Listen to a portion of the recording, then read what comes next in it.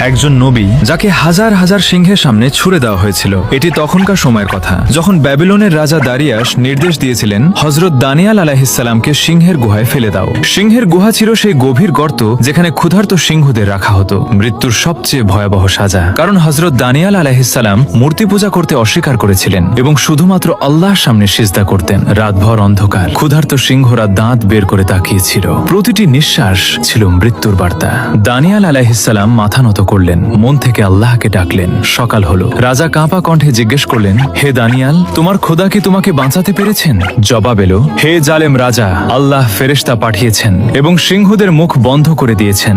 সিংহরা তার পা চাকছিল, শত্রুতা বন্ধুত্বে রূপ নিল। এটি ছিল আল্লাহ সেই কুদরত যা সত্যবাদীদের কখনো একা ফেলে না।